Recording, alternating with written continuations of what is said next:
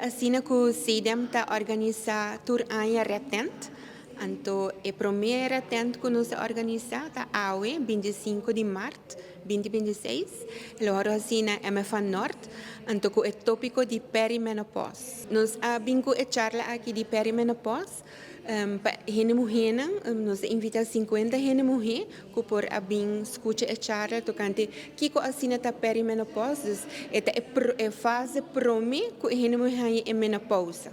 Anto bra nos tem dois oradores qual tá Nadine Kruzendijk e senhora Bettina Maduro que aduna ampla explicação over de que a perimenopause, que assina e hene mulher tá encontrar com ele é prome fase, das que não tá hanya hopi cansancio, não curva, certo caminho de curva não tá cambia, não por começar hanya ansiedade, dus tem diferente coisas que não tá passa ding, prome que não hanya é perimenopause. Eigenlijk door Luna nós tem retent, dus nós também tem retent com tópico, pero maneira aue tota edição especial. Pe ano aqui nós também tem 4 edições especiais.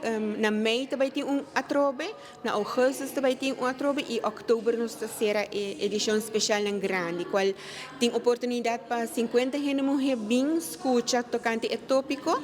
Então cada luna também tem outro atento com outro tópico. Então via nos Facebook page de SEDEM por ganhar mais informação.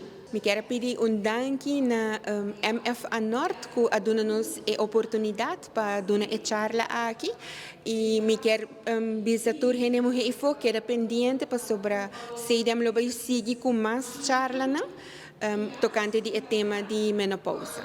Ma ora invitava un'amiga di me e dico mi bang escucha charla tocante premenopausa, dor come sta passando dentro, ma è hobby interessante.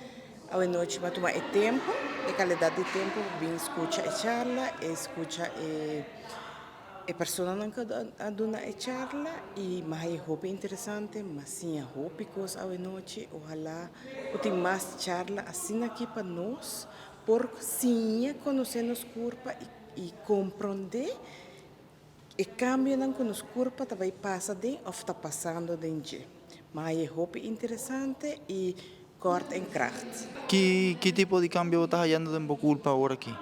Agora que vou hallando hopi cambio, letterlijk cambio não como não compreender o que está passando. Bota haya, bota frio, bota sentir calor, bota sentir amargar, frustrar. E coisas como não por compreender, pero viniendo charla na assim, educativo, vou por compreender como vou handle com ele.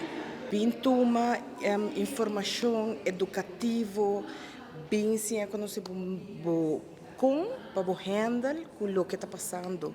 E ojalá te houve mais charla assim na que maneira.